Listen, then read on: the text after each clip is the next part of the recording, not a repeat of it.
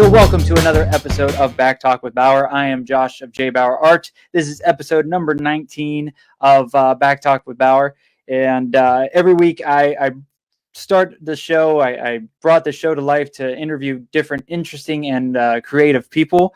And every week I try to bring in somebody new, somebody different, somebody that you haven't heard from before. And we got a really cool guest this evening.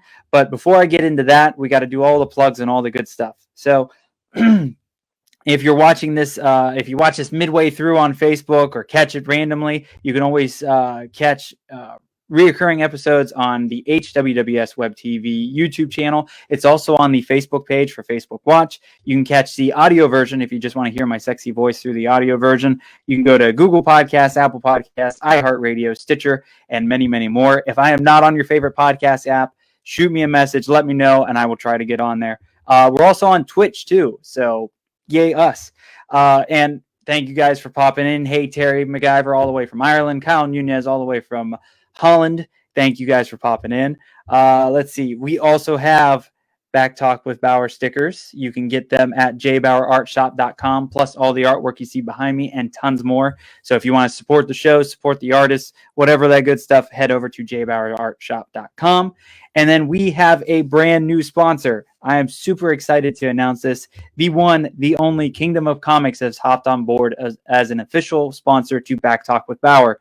You can find them at Facebook.com/Kingdom of Comics Shop. Make sure to get the 2 S's in there. If you miss an S, you are not going to find them. They are over at 4320 South Babcock Street, Melbourne, Florida, 32901. Jason and Paula have been big fans of me, or big supportive fans of me over the last several months, and they decided to hop on and be an official sponsor of the show. They're going to be a sponsor of the show as of right now until the end of 2020. So a shout out to them. Thank you so much. That you can go and get comics, authorized CGC dealer comics, toys, graphic novels, rare collectibles, pops, statues, back issues, and so much more. If you're into getting trade paperbacks or graphic novels, have it over there on a Friday. You can get, if you buy a trade paperback or a graphic novel, you get half off any beer. And then make sure to ask about the drinks to go deal. And please go support them. If go and the link is in the description here. You can head over to the Facebook, give them a like. You can order through them online. Let them know that Back Talk with Bauer sent you. We are working on a promo code for you guys possibly. And I've got some other stuff in the works with them coming up. But a huge shout out to Kingdom of Comics. This is the first episode that they have hopped on as a sponsor. And up in that corner, once I have 2 screens, you'll be able to see that it is. They have a little official sponsorship spot. So, with all that said, we'll also have the awesome charity one, but I have to bring up my guest to talk about the charity one. So, I'll give a quick shout out to my youngest brother, Corey, who is the sponsor for the charity section ones. We do a different charity every month, and we're actually going to do a different charity today since our guest was so kind to hop on with us and chat about it. But you may recognize this guy's voice. He's been in a ton of stuff. If you go on his IMDB, you just keep scrolling and scrolling and scrolling. He has been in a ton of amazing things, and he's an incredible voice actor. It is Mr. Doug Stone, and let me bring him on up. Hello, sir. How are you? Good. Did I hear something about drinks to go? Yes. Kingdom of Comics has very cool deals over there, and they have like their own little bar set up, and you could buy alcohol, sit there and read comics at this like medieval bar. It's insane. Cool. But thank you so much for popping in, Doug. And before we get into all your career and all the cool stuff that you have done throughout your career, I want to make sure that we plug the amazing charity auction that you're a part of. So it is called Voices for the Voiceless, and it is supporting Kitty Bungalow Charm School. Is that correct? The Kitty Bungalow Charm School for Wayward Cats, correct. Awesome. And it's an online auction fundraiser for LA's most vulnerable cats and kittens. And I guess you can it's a bidding type of fundraiser, and you can bid on autographed memorabilia and voice messages from characters from Star Wars, Street Fighter, Cowboy Bebop, Pokemon, Digimon, Dragon Ball Z, and more. And 100% of the proceeds are going to Kitty Bungalow's life-saving programs. 100% correct. Awesome. correct. Yeah, Kitty And Bungalow, we're in Los Angeles, and we're a feral cat rescue, a no-kill, nonprofit rescue that's controlling the cat population out in the streets in a humane manner without ever euthanizing a healthy animal. So we get them off the streets, we get them neutered or spayed so they don't keep having babies. If they're young enough, we get them socialized so they can be adopted to loving homes. We put them in working cat programs where they're barn cats, whatever. But it's all life-saving. And a lot of my fellow performers have been kind enough to donate swag. So we got autographed pictures from all those games and anime shows and animation series that you mentioned and more. And in some cases, you can bid on outgoing messages for your phone. So Psychomantic, for instance, can be doing your outgoing phone message for you. now that would be creepy. That would be fun just to mess with some people. Go and tell your mom, hey, give me a call. Exactly. And you can find the online auction site at biddingowl.com/voices for the voiceless. And I made sure to put the link in the description so you can find that right on there and hit the link and go bid on some awesome stuff.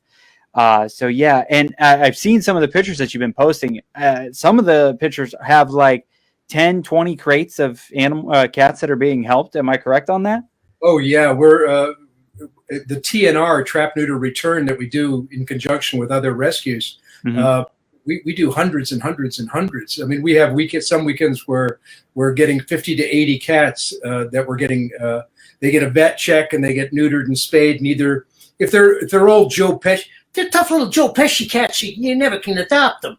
So we'll take them back to their colony, and they'll live out their lives in their colony, but they don't keep having babies. But if possible, we'll take them into the shelter and, as I say, try to get them adopted or placed elsewhere. That's fantastic. Yeah, hundreds of cats are saved. And every cat has a baby that has 20 babies that has 100 babies. So they breed very quickly. So everyone that we get spayed and neutered prevents hundreds of babies from being born out in the streets. Yeah, that's awesome.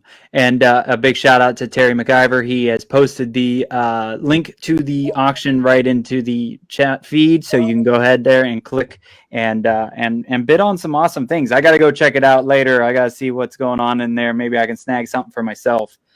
So, oh, I bet. And you're putting it on, correct? Like you're a big part of it, or it's like kind of your event? In conjunction with Kitty Bungalow, I've been with the shelter for 8 years now. I started as a volunteer, and then I became the unpaid volunteer coordinator, and now I sit on the board with an emphasis on supporting the shelter. Of course, I still go in and bottle feed babies and wipe little kitty butts and do all that stuff. I love my volunteering, but fundraising is a big part of what I'm doing. So yes, I'm the one that corralled all the actors in because they're compatriots of mine, but the technical aspect of getting it up online, et cetera, that's my friends over at Kitty Bungalow who've been doing the technical aspect of the grunt work and the hard work of getting it all loaded up online, where my job has been to get in touch with all my actor friends and get the swag. Hey, the swag's the most important part, so. Gotta have that to start with, yeah. Yeah, fantastic. Very cool. And we'll talk about that a little bit more towards the end to give it, make sure we get some more people going on to there. But we've got lots to talk about. And so my first question is, you're a voice actor. Were you always into voice acting? Like, were you into it when you were a kid? Did you kind of stumble upon it? Did you have any like people that you looked up to when you were getting into it? Well, combination was, like any kid, I was watching cartoons. I was addicted to Saturday morning cartoons that I grew up with the King, Mel Blanc, of course, the Warner Brother, Bugs Bunny, Fudd King. So as a little kid, like every little kid, I didn't know it was a human being doing the voices. It was Bugs Bunny. He was so cool. And Daffy Duck was crazy, and he made me laugh, etc. When I got a little older, I was interested in acting. But I didn't envision myself as a voice actor. I was doing, I'm originally from Canada. There wasn't really a voiceover industry per se up there. I mean, some actors did commercials. My dad was a radio announcer. So those kind of jobs existed, but it wasn't like it is nowadays, and certainly not like it is in Los Angeles or even New York. So growing up, I was doing amateur theater as a kid. and then when I got older and decided to, I was doing a straight day job, and I started to do some voiceover work at that job. They needed somebody to do scratch tracks, which are tracks that are not, they're just done for timing. Okay. And they were actually like Jell-O commercials for Bill Cosby to do. Oh, wow. In the late 1970s, early 1980s. And the gentleman who I had auditioned for it at my job just for a fun thing to do. But he said to me, you're really good. I'm going to start getting you some money because I want you to do more for us. And I thought, wow, because I was doing theater at night. I loved it, but I didn't think I could earn a living. And I thought, gee, if I could augment my living with voiceover, maybe I could quit this day job and I don't care if I'm poor, but if I could just make a living as an actor, wouldn't that be a dream come true? Oh, yeah. So I took the chance. I made my own demo tape, very bad one, but it was a demo tape. And I'd always been, as a kid, doing accents. And when I'd hear somebody on TV speaking, I'd immediately start to do what they did. So if I heard someone speaking with a Scottish accent, the next thing I knew, I wanted to talk that way. I wanted to talk that way, So, but if I heard an East Indian gentleman, I went to India as a young man, and I found myself wanting to speak that way. So I was always imitating voices and accents just out of the love of for me, it was like singing. I just loved the sound of it and the feel of the different ways that accents express themselves. So I made an accent and a voice tape, threw it out there everywhere I could think of to take it. And I actually got a client who had a mall, and I ended up doing all the commercials for this mall. So every month I'd do these commercials, and they did, in fact, help supplement my income. I became an equity stage actor. I started to do on-camera acting as an on-camera actor, playing in small productions up in Canada. And to cut to the quick of it, again, I didn't think voiceover was going to be my main income. It was just a supplement.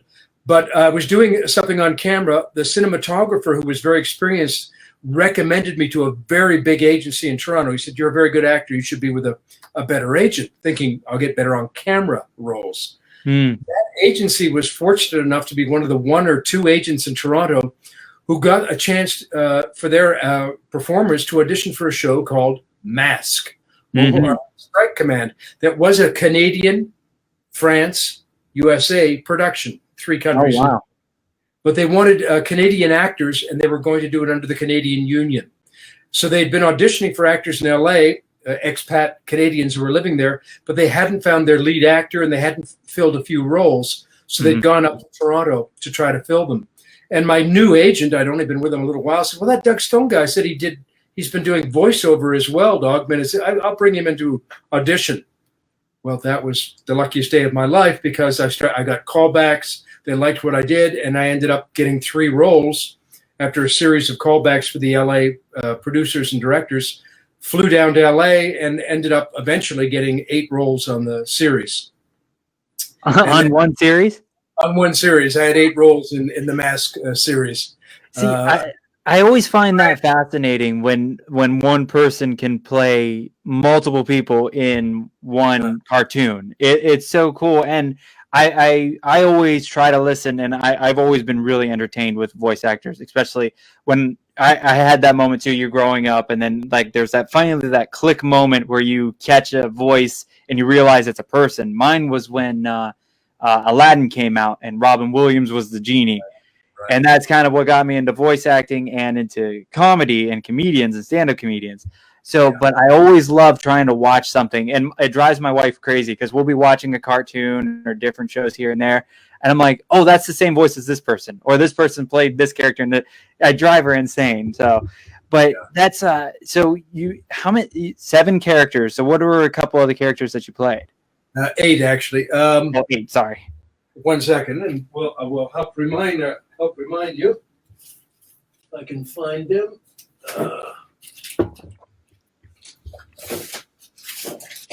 Here we go.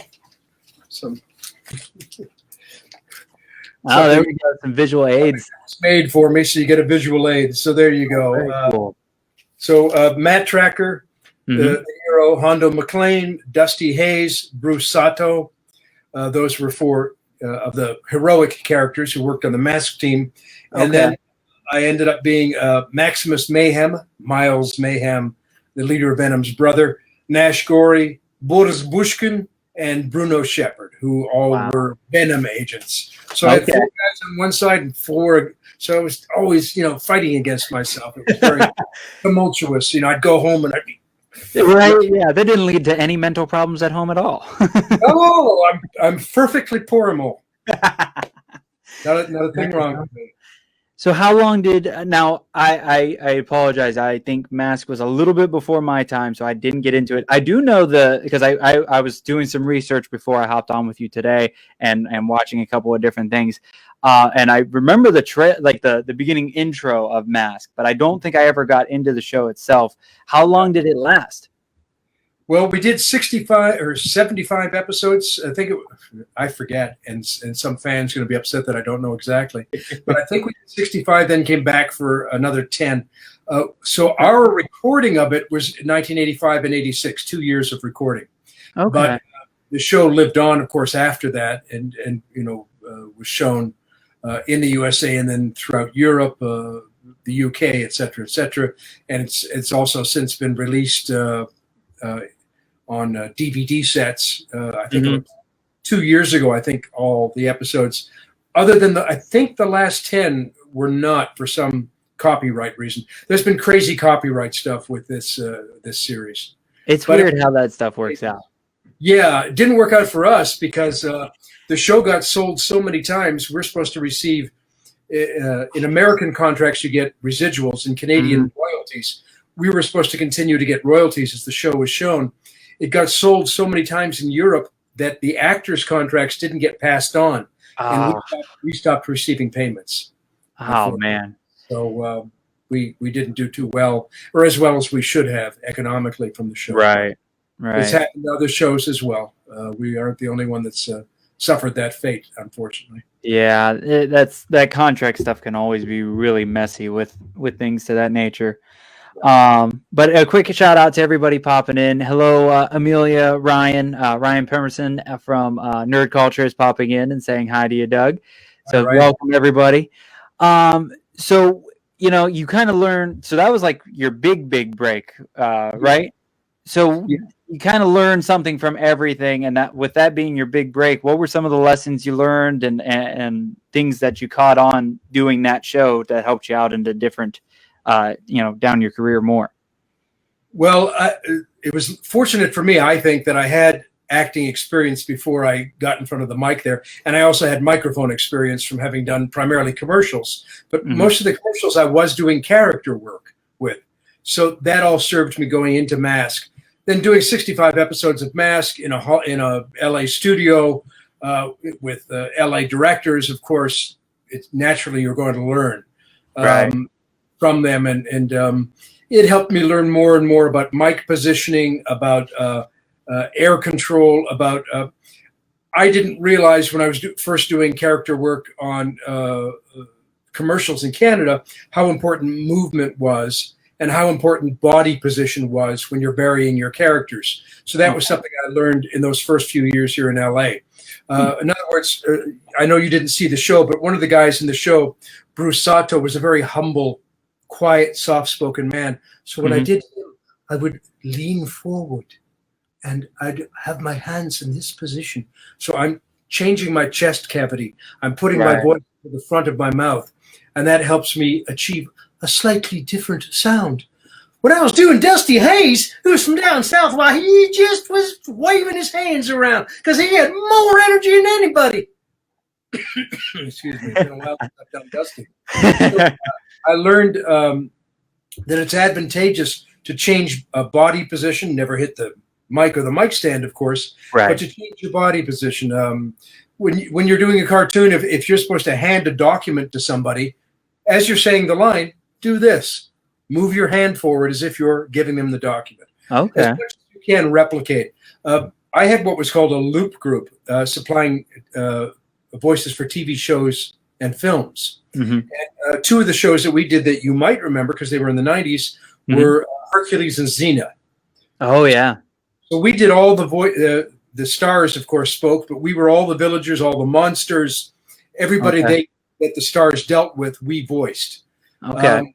So we were all those monsters and everything else. So I had a lot of my buddies, bigger guys than me, being those monsters, and we were moving and punching and yelling and screaming, doing all the fight stuff because you replicate it. If you're taking a punch to the chest, it's a different sound than when you're throwing a punch. So you'd go, yeah, ha! Okay. And you would duplicate what you were seeing on screen, that the stunt people were doing on screen, and that's how you can achieve an authentic sound. So these were things that I first learned doing M.A.S.K. and a lot of the early shows. And M.A.S.K. gave me an opportunity via Saban, who eventually did Power Rangers, to dub for the first time. Saban had some material, which I think was early Power Rangers footage that they didn't know what to do with. Didn't have any actors because they were just a music company.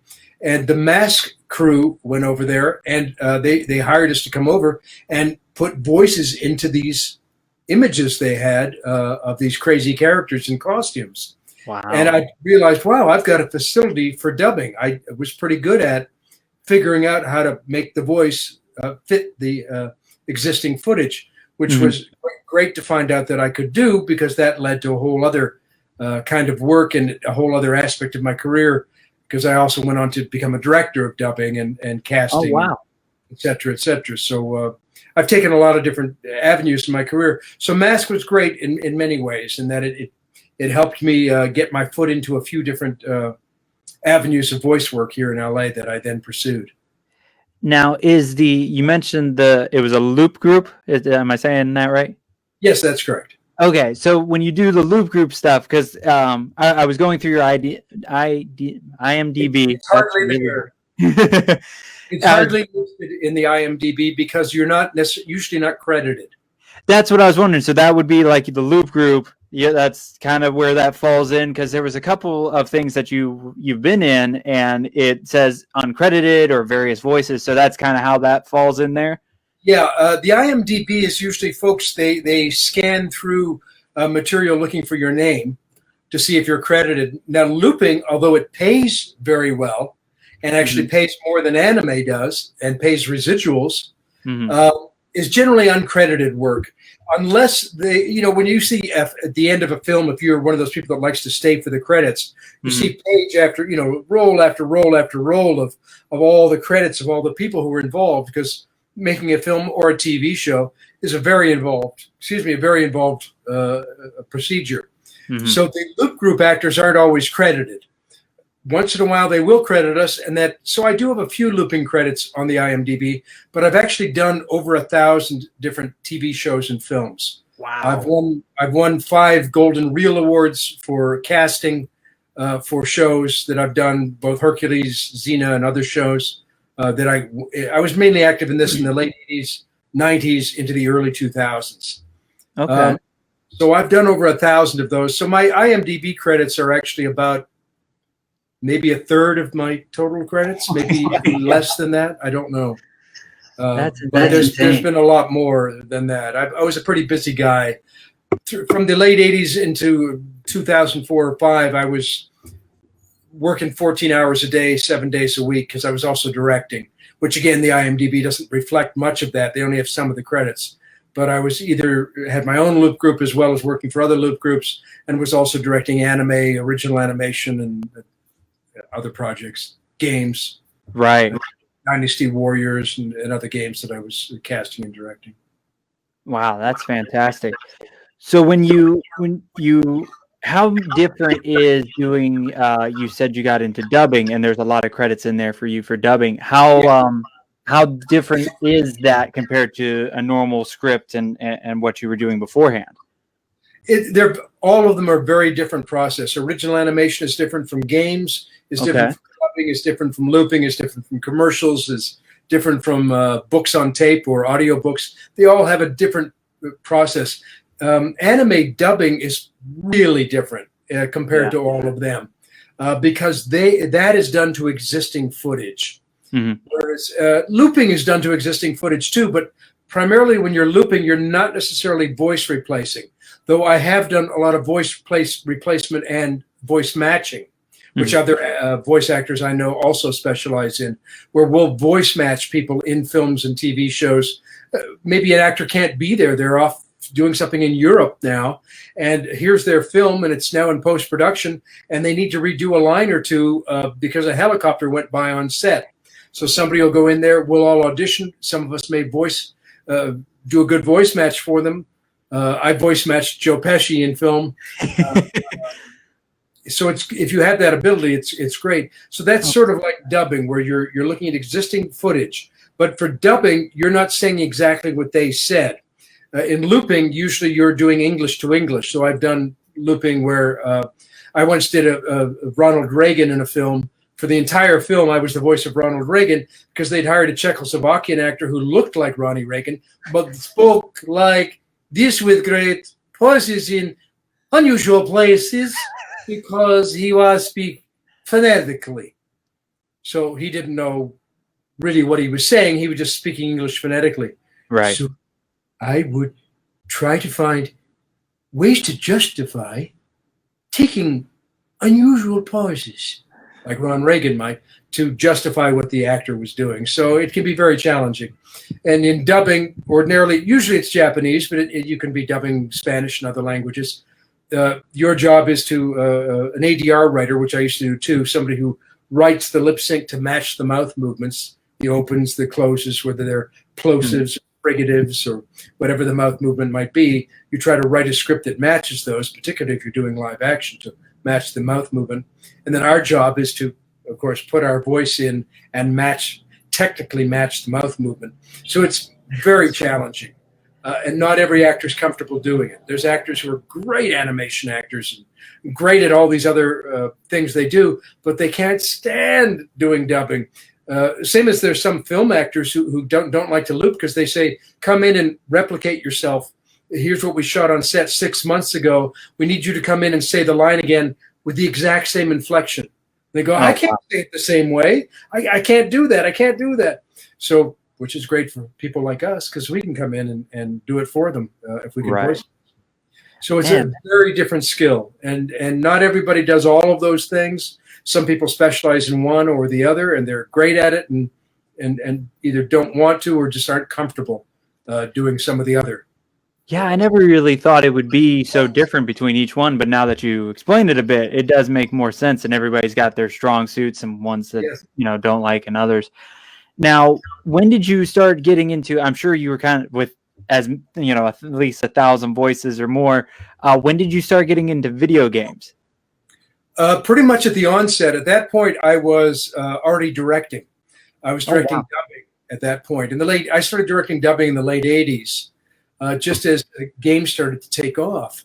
So I was involved either as a voice actor or in some cases casting and directing some of the early games that back in the Gundam and Dynasty Warriors and etc.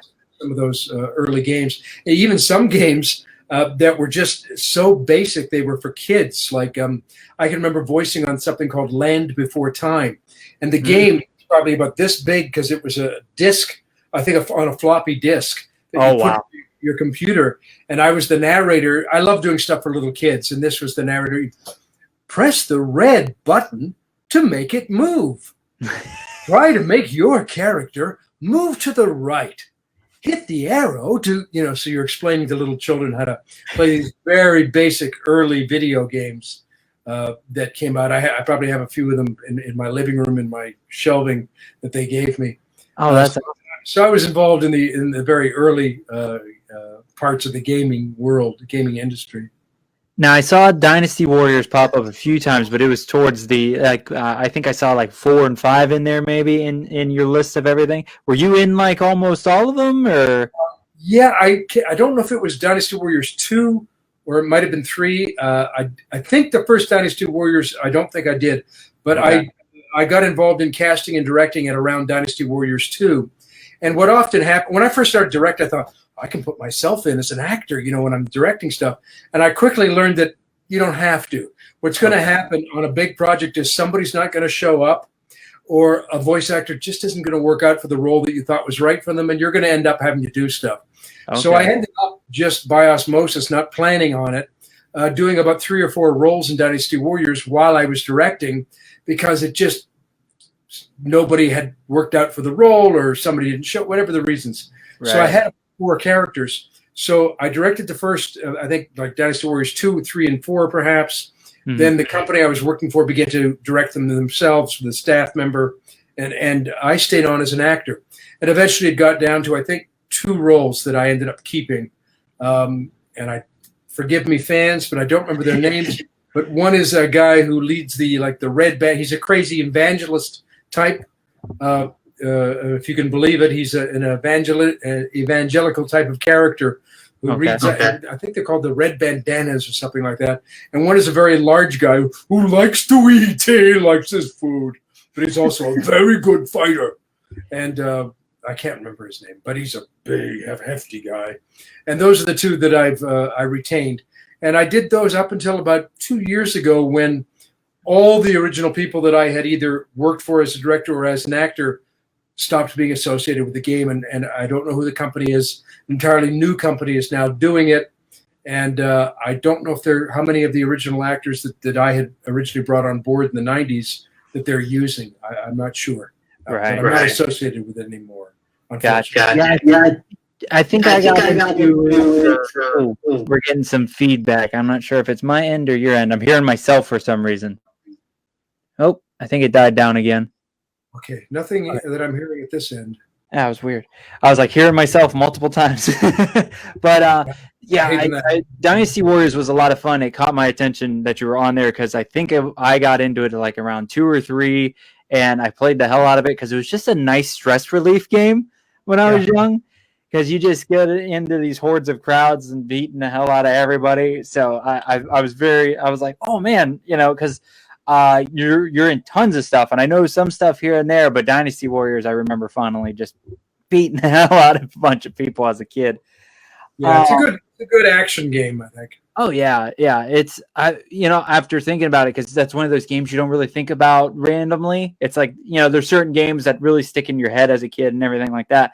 But like I saw that in your list, I'm like, man, I haven't played that in forever. It'd be fun. I'm going to try to snag it again, because it's just hordes of people, and somehow you survive and you get to go to the next level. So now when did your I don't know if this is your most notable character, because you have so many, but it seems like when you're looking into anything that you've done, one of your most ones that hits the top is Psycho Mantis from Metal Gear Solid, of course. Now, when did that game come out? Like early 90s? Oh, I don't know when the original one came out. I got involved. It was maybe number 2 or number 3. I think it was late 90s, early 2000s, as best I recall. I'd been in perhaps Metal Gear 1 or 2 doing minor characters, a soldier and another guy and this or that, which gave me the opportunity to audition for Psycho, because they had me on their talent list, fortunately. So I got the chance to audition for Psycho Mantis.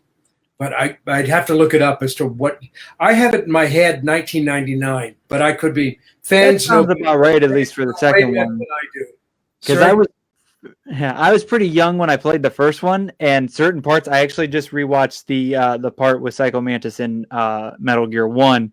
And I forgot how creepy he was. I kind of remember what's that? I didn't realize it was Metal Gear 1. I thought he was in 2, but yeah, he appears in Metal Gear 1. As far as the YouTube stuff I was looking at, and I'm pretty sure I remember playing him as a kid, because my dad and I played that game together and tried to beat it together. And I made him play fight against Psycho Mantis, because he freaked me out too much, especially when and I totally forgot that they added into the game where he could read your memory card and then make your controller move. Like as soon as I saw that part, it just hit memories, and like I remember my mind getting blown by, like, you set your controller down and it moves your controller a bit. Like, how did they do that? Like, and even now he's that was me. That was telekinesis. I used my telekinesis powers. I think that's why they cast me, because I have by nature kinetic powers, so it helped. Yeah, and did you have to like show it off and everything to get? I actually engineered the session myself from the microphone with my telekinetic powers. It was a demonstration as to how they could save money by hiring me. Oh, You know, very impressive. I like that. Yeah. yeah. Gotta keep the costs low and make everybody do at least a couple of things. So. The director didn't like it when I made her chair vibrate, so I had to back. Not sure if you enjoyed that. Let's see. Terry says he was thinking 97 or 98 for Metal Gear. He can remember playing it for hours on end, but can't remember the year. That might be right. That might be a little closer because I really remember that game, and I wasted a lot of time playing that game. But yeah, so you got into Psycho Mantis, and you've played him throughout the rest of the games so far. No, they've changed it now. Where Psycho, I did it for 2 or 3 games. Okay. Came back. I've done car commercials as Psycho Mantis. Oh, really? That was an unusual thing. I got called about 4 or 5 years ago by a company in Florida that said, we're doing commercials with well-known characters, animation, games, et cetera, et cetera. We want Psycho Mantis to sell cars. I thought, you guys have got to be kidding me. But they went and got permission from the company, et cetera, et cetera. And it's the scene where Psycho's standing on a table talking to Snake. Okay. And he's telling Snake, I can read your mind. I know what kind of vehicle you want. So, if you go to YouTube and go Psycho Mantis car commercial, you will find Psycho selling Ford and et cetera in these commercials. Oh my gosh. I'm looking that up after we were done because that will entertain the hell out of me. Now, I did find it funny. Oh, what's that? The new Psycho, apparently it's been redone with a young, came back and they did some young Psycho Mantis. Psycho is a child or something is what I told. Okay. I didn't watch it. But, now, did you get, so again, I was looking up some videos and trying to remember some of these characters and everything. Now, did you play him in Metal Gear Solid 4? Oh, I couldn't tell you which ones it was. I'm sorry. So Metal Gear Solid 4, I actually thought it was, oh, go ahead. If he was an adult, it was me. Okay, so yeah, it should be you because he was an adult, and he actually comes back as this. I only saw one clip, so I don't know if he came in more, but he comes in kind of like a ghost taking over this technological armor, and he's like, you look like you're ready to throw down with him as Snake versus Psycho Mantis, and then he tries to pull the same thing he did in the first game, which he tries to read your mind or your memory card. But now it's a newer PlayStation that has no memory cards. So it like gets him all upset, throws him off and everything, and he gets pissed off. And then he's like, okay, well, I can't do that, but I can still move your controller. And then he goes and tries to move the controller, and he can't do it because it's a wireless controller. I'm like, that's a pretty cool callback, throwback from the first game to that one. So whoever thought of that was fantastic, and it was really well done. And then he gets so mad or thrown off, it like destroys him, and you don't really fight him at that point. I don't know if you fight him later or not, but he just leaves. I'm like, that was perfect. I really like that. I'd forgotten that. The one that that's sort of etched in my memory because fans remind me of it all the time is more when he was moving the controller and when he was up on the table. Yeah. Those scenes are the ones that seem more embedded in people's memories if they're fans of the game and the character. For sure. Now, when, speaking of conventions and everything and events like that, they're always interesting, and people always come up to different stars, to different artists and different things like that, and always bring up certain characters or always want certain things. Can you think of like a really obscure one that you were actually surprised that people would bring up? Oh, well, first, I don't do a lot of conventions. Okay. But when I know when I was at a M.A.S.K convention, I was surprised that people brought their controllers. I was at a RetroCon convention in Philadelphia specifically for M.A.S.K. Mm-hmm. And that's what I was signing was M.A.S.K stuff. And I had these with me and et cetera. Okay.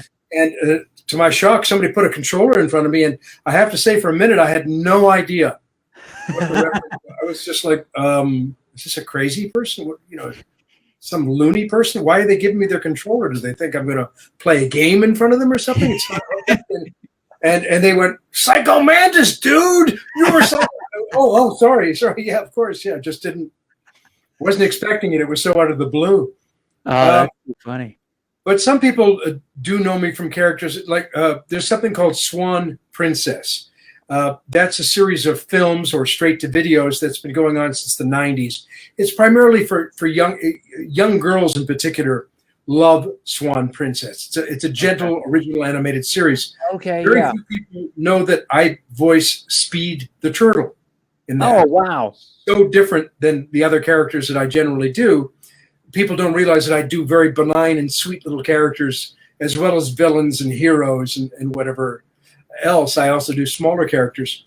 So I have been surprised sometimes when people, and what I love too is when I go to my animal shelter, and there's a lot of very young volunteers, and maybe a girl of 22 will be talking to me and say, well, what characters do you do? And they don't know the reference. And I go, do you know Swan Princess? And they go, I love Swan Princess. Watched it when I was a little girl of 3. I'll say, I'm Speed the Turtle. Oh my God. So that's the one that gets to them the most, which is really sweet. A lot of the young ladies in their 20s relate to Speed the Turtle. I can't believe that's still. Oh yeah, I can't believe that still people know that nowadays. Because like, it's still going on. I just did it. I just did one recently. So this is some of the studies they've given me from the show that they've been kind enough to share with me. It's still ongoing. Really?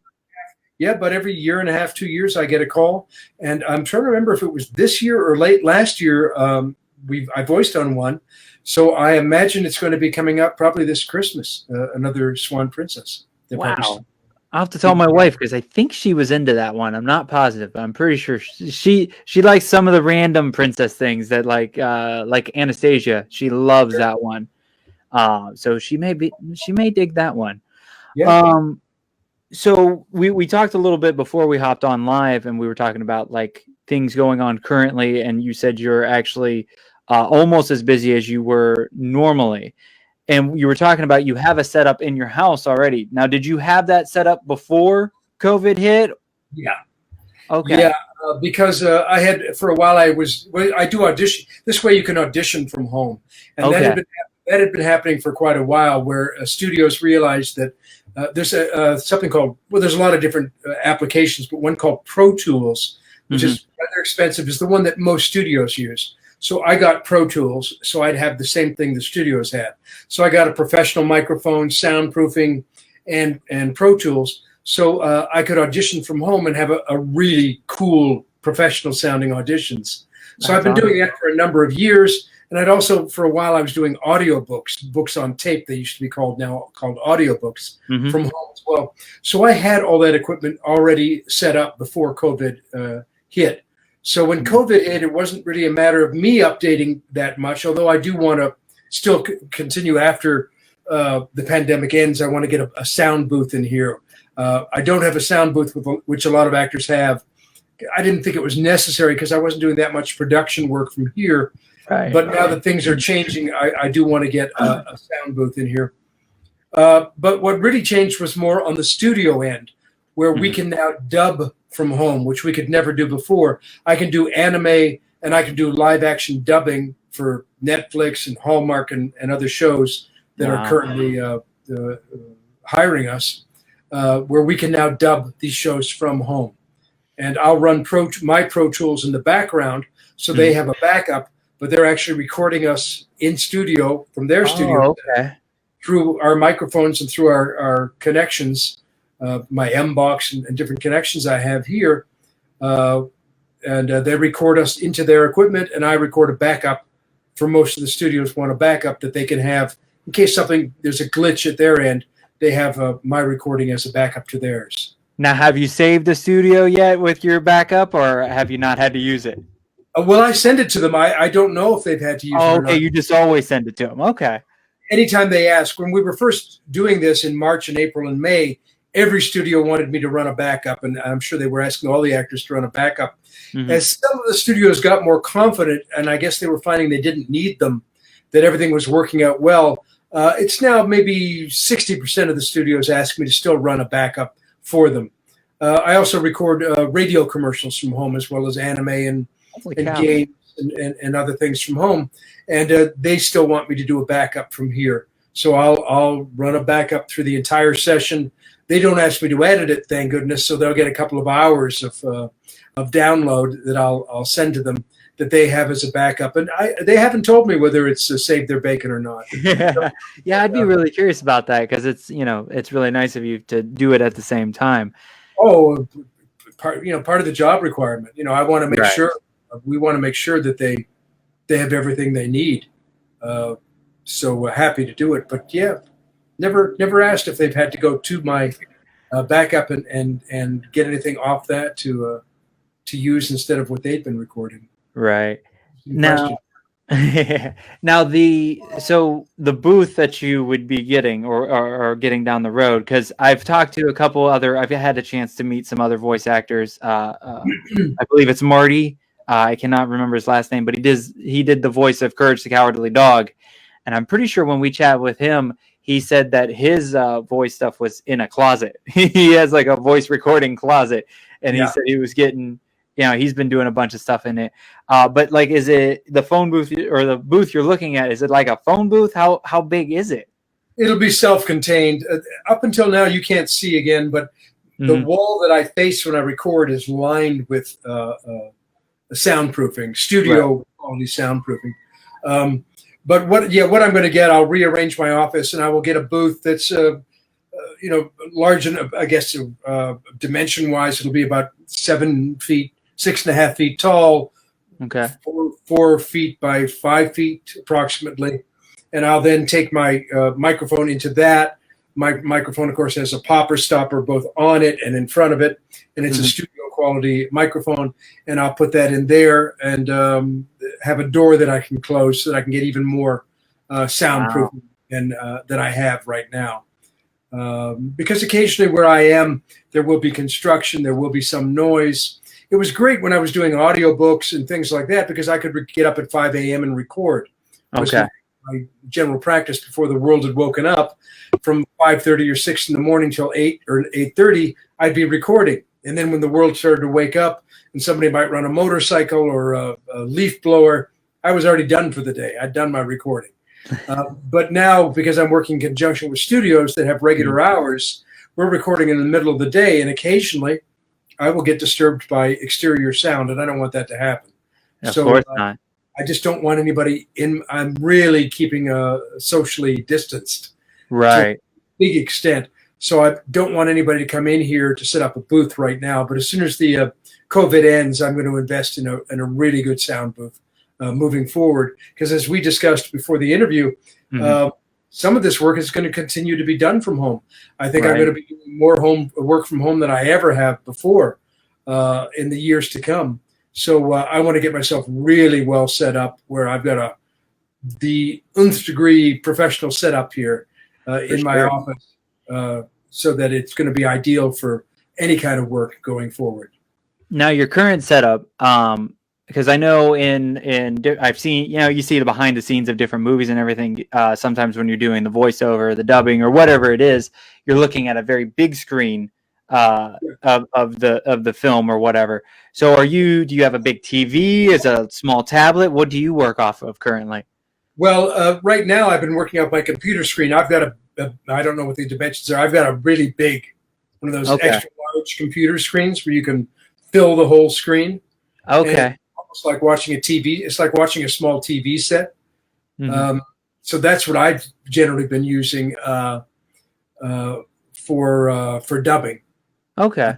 Up until now, I didn't have to watch things on my screen because, again, I was just recording my voice. When you're recording pre-animation, when you're recording a game or original animation, 99% of the time, you're the first thing done. They animate to your voice. So although I'll see characterizations and maybe even a short video of my character and drawings, ordinarily I'm not doing it to a picture. Okay. Yeah, because they show it, and I don't know if it worked differently back in the day or something, but like all the time you see behind the scenes stuff. A lot of times they were like looking at a big screen and going with it. So I don't know if that was just for the documentary's sake or whatever it was, but I think in a lot of cases it would have been for the documentary. Sometimes that happens. I voiced on the film Lilo and Stitch. I love that movie. I saw that you were on there. And Lilo and Stitch we did at Disney as same as we do for looping. You go to studio. It was on a huge screen. 70% of it, the animation was finished. The rest was like pencil drawings. Okay. Some of it we did do to existing picture, and other stuff we just did to a pencil drawings they had up on the screen. So that was a little bit different because we were looping and still doing original voices. They essentially, in my experience, we were supposed to be the loop group. We were supposed to be all the crowds and everything else, but they decided to have us do some of the characters as well because they just wanted to hear how it would sound as they animated, and it gave them something to animate to. I was lucky enough that I was one of the actors where they liked my performance enough where they said, we're not going to replace him. Even though he did it during the loop group session, we're going to keep him in the actual film. So that was just lucky for me. And they animated to my voice for my little character. And I remained in the film, which was great. That's fantastic. I saw that one. I didn't know if do you happen, because the character, I'll have to go and look at it because the character name does not ring a bell. Yeah, he's a small character. Okay, yeah, I'm gonna go search that because that's one of my top favorite Disney movies. So Sure. when I saw that pop in there, I'm like, okay, I don't know if he knows the character offhand, but I will be doing some research later because I can't remember. He's Captain Gecko or something. If you go to the scene, he's a tiny little guy. If you go to the scenes where I know who it is. Do you? Yes. So it's just before they launch Stitch. Yes. And he's trying to be very authoritative with this little captain hat on. And, of course, there's the big, deep-voiced guy there. So that's the character. Okay. Yep. I know exactly who that is. That is fantastic. That's so cool. Yeah, I've watched that movie probably way too many times and absolutely love it. I love that, that one really caught me because they made like a not so good character. He was a little, Stitch is a little evil, a little trouble causing, and that my favorite thing, and nobody, like, not a ton of people remember it, but with Lilo and Stitch, all the trailers, like it wasn't a full trailer. It was like when they first started bringing the movie out into the theaters and stuff and like talking about it, they did, Stitch would crash other Disney movie trailers. Oh. So these are fantastic. If you don't know what I'm talking about, or if you've never seen these, you Google Stitch invades other movies or Stitch invades other Disney movies, and he shows up in Beauty and the Beast, Little Mermaid, Aladdin, and he's always causing trouble. Like the Beauty and the Beast, they're dancing in the ballroom, the really pretty stuff and everything like that, and he's like climbing around on the top of the ceiling, and he's like climbs on the big lantern thing, and he makes it fall and he crashes it and almost kills them. And then Belle gets all pissed and like throws her shoe at him or something. And then like the Aladdin one, he rolls up in the hot rod car and he rolls the window down and they're on the magic carpet and he like goes and hits on Jasmine and steals Jasmine from Aladdin. So that movie is just the advertising alone when that was coming out caught me and made me love the movie. And then the movie is fantastic itself. But it was really cool to see, like, out of all the stuff you've done, I'm like, whoa, it's Stitch. Yeah.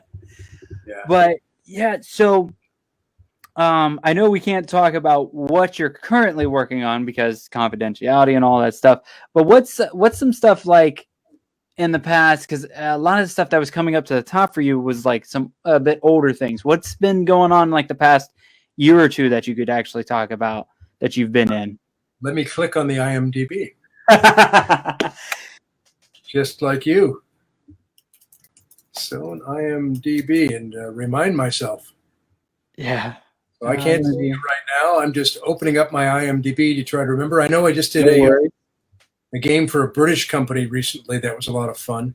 There I am. Let's see. Japan Sinks. Yeah, that was recently in 2020, doing voices for that. The Bonfire of Destiny. Altered Carbon. Tangle Tower. Let me find you again here. There we are. Tangle Tower is a game that I did recently, which was a lot of fun for a British company. And it's sort of a mystery game.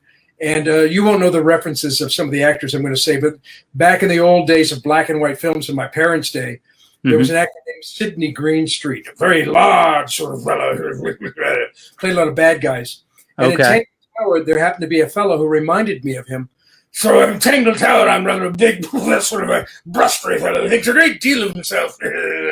Anything you've done, of course, he's done it himself, and much better than you've ever done it, of course. Naturally, because I'm highly intelligent. So he's that character. So he was a lot of fun to do, and he's in a game called Tangled Tower, which was really cool. One Punch Man, Fire Emblem, which I know are playing, Three Houses. Rainbow Butterfly Unicorn Kitty. I was a couple of bad guys in that. That's a mouthful. Yeah, it's a cool game. These Marseille Lego Friends. Lego Friends. Let me find. I did see that one. That's pretty cool. Is that's a new game, right? Lego Friends was actually an internet series. Oh, okay. Based on Lego characters, and what was fun about that? Again, this is where doing impressions, and I don't do many, comes in handy. That came out, and of course, all the little Lego friends were little girl characters or young boy characters. Nothing I can audition. I've sounded like I was 40 since I was 12. So there was nothing for me. But they said, but the mayor, we want sort of a Danny DeVito type, da-da-da. He's a hustler, and he's a carny guy, and he's not to be. I went, well, Danny DeVito, I can do Danny. There's Danny. I don't have to be like him. I can sort of get kind of close to being him. Yeah. So I did a Danny DeVito for the audition and got him.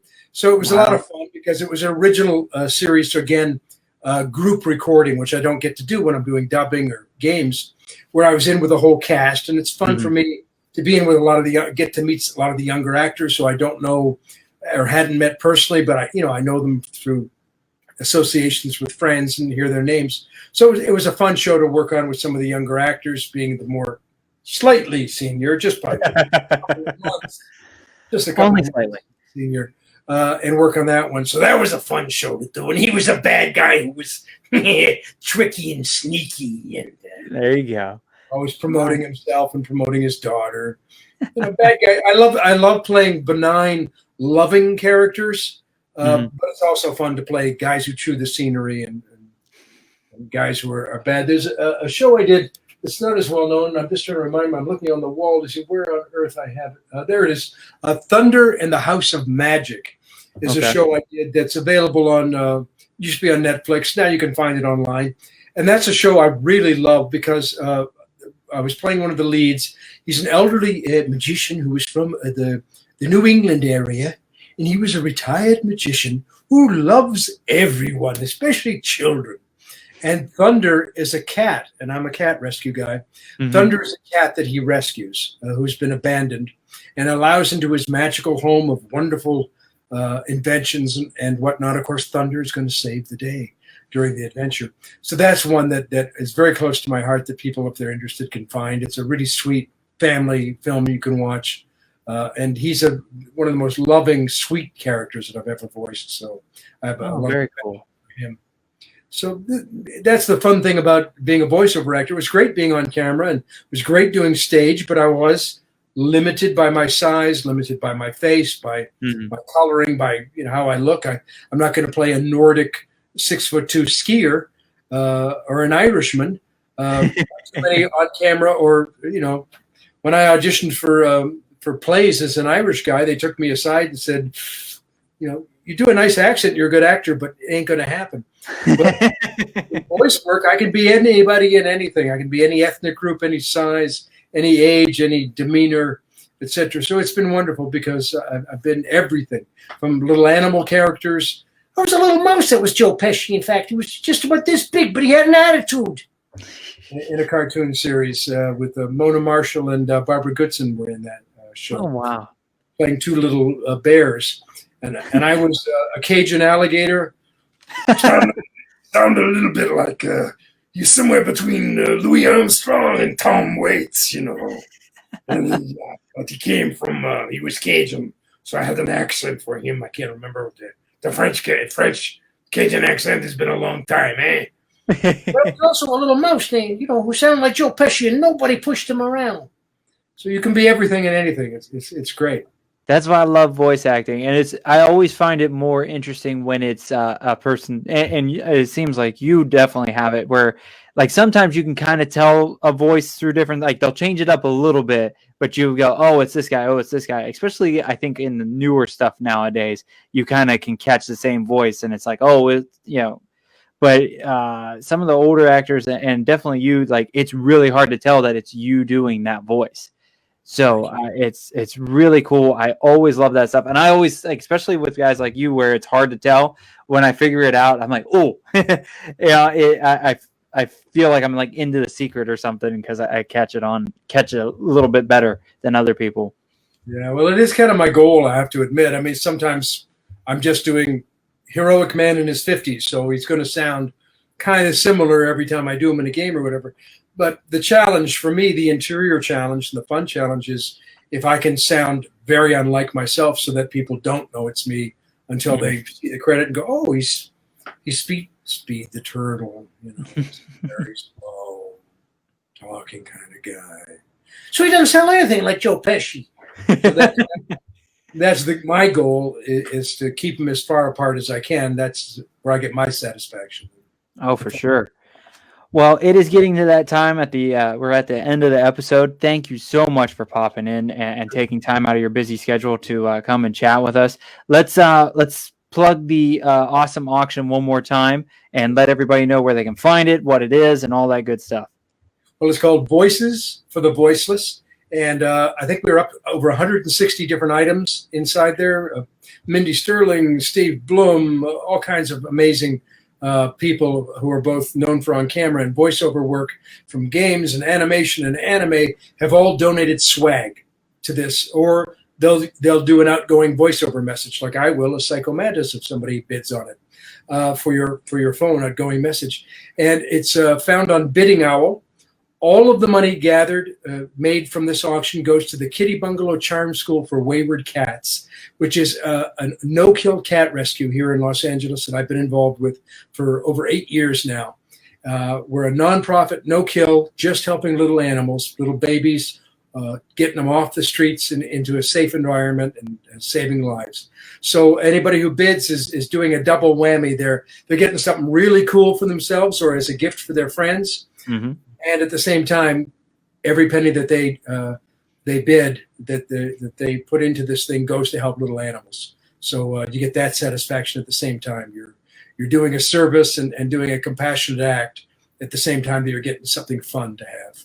For sure. And Bidding Owl, Voices for the Voiceless. Yeah, Terry just dropped in the link again, so you can go and click that. It's also in the description of this video. If you're watching this on YouTube, I'll make sure that it's in that description as well. But if you can't find it anywhere, you're blind, or whatever the reason you have, it is biddingowl.com/voices for the voiceless. Doug, thank you so much for coming on. I greatly appreciate it. If you guys enjoyed the show or only caught part of it, you can catch the rest of the show, or any rewinds, any replays, whatever you want to call them, over at the HWWS WebTV YouTube channel. You can catch me on all your favorite podcast apps, Twitch, all the good stuff. Big shout out to Kingdom of Comics for hopping on as a sponsor of the show. If you like the artwork behind me, head over to JBauerArtShop.com to purchase that, or a Back Talk with Bauer sticker. And we will catch you guys next week. Later.